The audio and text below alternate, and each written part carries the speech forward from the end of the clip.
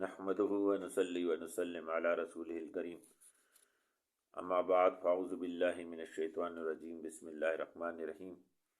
درس مقصود دنیا والآخرہ،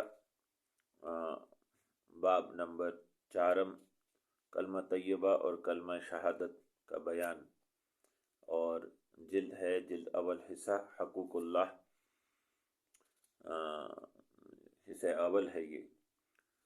اعوذ باللہ من الشیطان الرجیم بسم اللہ الرحمن الرحیم۔ یا ایھا الذین آمنوا اتقوا اللہ وقولوا قولا سدیدا یصلح لکم اعمالکم ویغفر لکم ذنوبکم۔ اللہ تعالیٰ اپنے پاک کلام میں ارشاد فرماتے ہیں، اے لوگوں جو ایمان لائے ہو، تقوی اختیار کرو اور سیدھی بات کہو، اور تمہارے اعمال، تاکہ وہ تمہارے اعمال تمہارے لیے سوار دے اور تمہارے گناہ بخش دے۔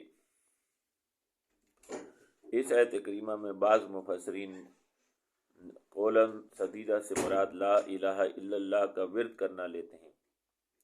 لا الہ کا ذکر کرنے سے اعمال میں حسن پیدا ہو جاتا ہے، یعنی اعمال میں اخلاص پیدا ہوتا ہے، اور اللہ تعالیٰ اپنی رحمت سے ہمارے گناہ معاف فرما دیتا ہے۔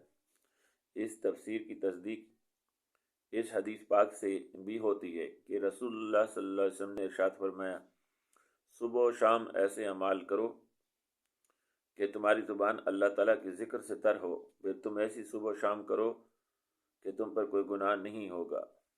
یعنی اگر صبح و شام تمہاری زبان ذکر سے تر ہوگی تو پھر تم پر کوئی گناہ بھی نہیں ہوگا، تمہاری صبح و شام ایسی ہوگی۔ اور اس آیت کریمہ سے مراد یعنی کہ قولوا قولا سدیدا، قول سدید یعنی سیدھی سیدھی بات، سچی بات، حق کی بات۔ اس سے مراد علماء کرام نے کلمہ طیبہ لا الہ الا اللہ لیا ہے، یعنی اللہ تعالیٰ کے ذکر کی برکت سے اللہ تعالیٰ تمہارے تمام گناہوں کو معاف فرما دے گا۔ مشہور حدیث پاک ہے کہ افضل الذکر لا الہ الا اللہ، سب ذکروں سے بڑھ کر اور بہتر کلمہ طیبہ لا الہ الا اللہ کا ذکر ہے۔ یہ ترمذی شریف کی روایت ہے۔ جس طرح بسم اللہ شریف کا مطلب بسم اللہ الرحمن الرحیم ہے، اسی طرح لا الہ الا اللہ کا مطلب لا الہ الا اللہ محمد رسول اللہ ہے، یعنی پورا کلمہ پر جو ہے وہ مراد ہے۔ ایک حصہ بیان کیا جائے تو پورا کلمہ مراد ہوتا ہے۔ حضور نبی کریم صلی اللہ علیہ وسلم کو جب اللہ تعالیٰ کا حکم آیا کہ اے میرے پیارے رسول صلی اللہ علیہ وسلم میرے بندوں کو فرمائے کہ میرے سوا کوئی عبادت کے لائق نہیں، تو حضور نبی کریم صلی اللہ علیہ وسلم نے اعلان فرمایا، یا ایھا الناس قولوا لا الہ الا اللہ تفلحوا، اے لوگوں کلمہ لا الہ الا اللہ پڑھ لو، تم کامیاب ہو جاؤ گے۔ یہ مسند احمد کی حدیث ہے۔ ایک اور حدیث قدسی ہے کہ سیدنا ابو بکر صدیق رضی اللہ عنہ روایت کرتے ہیں کہ رسول کریم صلی اللہ علیہ وسلم نے ارشاد فرمایا کہ جبرائیل علیہ السلام نے مجھے اللہ کی طرف سے اس بات کی خبر دی کہ اللہ تعالیٰ نے فرمایا کہ میں نے اس سے زیادہ افضل اور اعلیٰ کلمہ زمین پر نازل نہیں فرمایا، اس کی برکت سے ساتوں آسمان اور زمین و پہاڑ، جنگل، درخت اور دریا قائم ہیں۔ کلمہ طیبہ لا الہ الا اللہ ہی اخلاص کا کلمہ ہے، یہی مغفرت کا کلمہ ہے، یہی بزرگ کلمہ ہے، یہی مبارک کلمہ ہے۔ حدیث پاک ہے کلمہ طیبہ لا الہ الا اللہ کا ثواب ترازو کے ایک پلڑے میں رکھا جائے اور دوسرے پلڑے میں ساتوں زمینوں اور آسمانوں کو، اور جو کچھ ان دونوں کے درمیان ان سب کو رکھا جائے تو کلمہ طیبہ والے پلڑے کا وزن بہت بھاری پایا جائے گا۔ رواہ الطبرانی۔ رسول کریم صلی اللہ علیہ وسلم کا فرمان مبارک ہے، جب تک دنیا میں ایک کلمہ گو باقی رہے گا قیامت نہ آئے گی۔ کنز العمال۔ قیامت جیسے عذاب کو روئے زمین میں موجود ایک کلمہ گو کی موجودگی روک دے۔ آپ غور کریں کہ جب تک ایک کلمہ گو باقی رہے گا قیامت نہیں آئے گی، یعنی یہ کلمہ اتنا عظیم و شان ہے، اس لیے اس کو قول سدید قرار دیا کہ اس کو اگر ایک بھی پڑھنے والا روئے زمین پر باقی ہے تو قیامت جیسا عذاب وہ ٹلا رہے گا۔ اس بات سے اندازہ لگائیں کہ کلمہ طیبہ کی برکت کیا ہے۔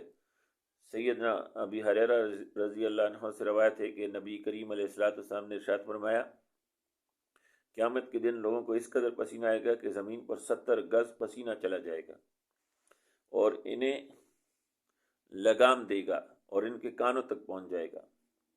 یہ بخاری و مسلم شریف کی روایت ہے۔ ایک اور حدیث پاک میں رسول اللہ صلی اللہ علیہ وسلم نے ارشاد فرمایا کہ آنکھیں ٹک ٹکی باندھے ہوں گی، اور کیا فرمایا کہ روز قیامت سورج زمین سے قریب تر ہوگا، لوگوں کو پسینہ آئے گا، بعض لوگوں کو ایڑیاں تک، بعض کو گھٹنوں تک، بعض کو رانوں تک، بعض کو کولوں تک، اور بعض کو منہ تک آئے گا۔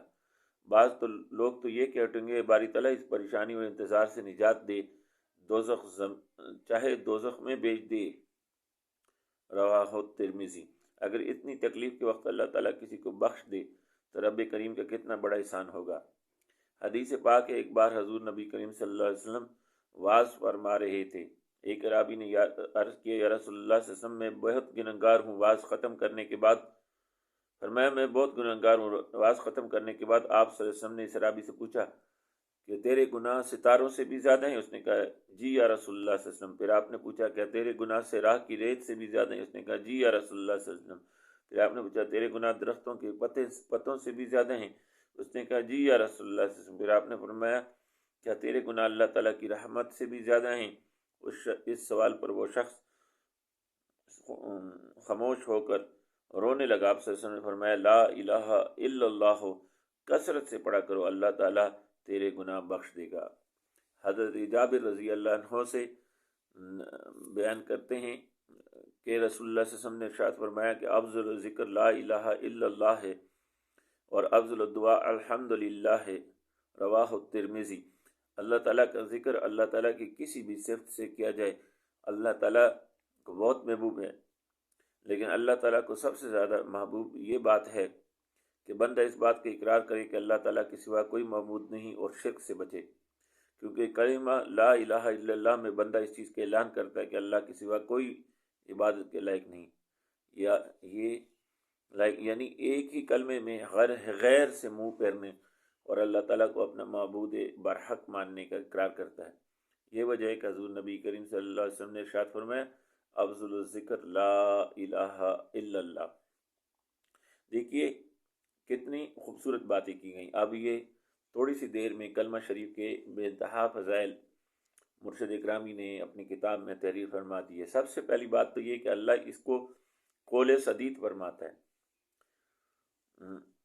اور قول سدید یہ ہے کہ حق بات کہی جائے اور زبان پر اسی کا ورد ہو۔ علماء اکرام نے کہا کہ حق بات سے یہاں اللہ کی مراد لا الہ الا اللہ کا اقرار اور اس کا تکرار ہے، یعنی اس کا اقرار بھی کیا جائے اور زبان پر یہ کلمہ بار بار لایا جائے، بار بار یہ کلمہ پڑھا جائے۔ اس لیے کہا قولوا قولا سدیدا، اس کو دہرایا کرو، اس کو بولا کرو۔ تو نبی کریم علیہ السلام نے اس کو افضل الذکر فرما دیا اور کہا کہ یہ پڑھنے میں سب سے باری یہ ہوگا۔ ایک روایت میں ہے کہ رسول اللہ صلی اللہ علیہ وسلم نے اس کو جنت کی کنجی پر بنا دیا ہے، اور ایسے وقت میں جب لوگ حشر کے میدان میں تکلیف میں مبتلا ہوں گے، اس وقت جو چیز بچانے والی ہوگی وہ کلمہ پاک لا الہ الا اللہ محمد رسول اللہ ہوگا۔ اللہ تعالیٰ ہمیں کلمہ پاک سے اپنی زبان تر رکھنے کی توفیق نصیب فرمائے، اور جس کی زبان تر رہے گی تو اس کی جو ہے صبح و شام جو ہیں وہ سوار دیے جائیں گے۔ یہ اللہ نے اپنے پاک کلام میں فرمایا کہ جب تم قول سدید کا تکرار کرتے رہو گے، اس کا اقرار بھی کرو گے، تکرار بھی کرو گے، یعنی کلمہ لا الہ الا اللہ کا ورد کرتے رہو گے، تو اللہ تمہارے اعمال تمہارے لیے سنوار دے گا اور تمہارے گناہوں کو تمہارے لیے معاف کر دے گا۔ رب کریم ہمیں کلمہ شریف کے ساتھ محبت کرنے کی، کلمہ شریف کا ورد کرنے کی، کلمہ شریف کے مقاصد کو سمجھنے کی، کلمہ شریف کے مقاصد کے مطابق اپنی زندگیاں گزارنے کی توفیق نصیب فرمائے۔ وما توفیق الا باللہ۔ السلام علیکم۔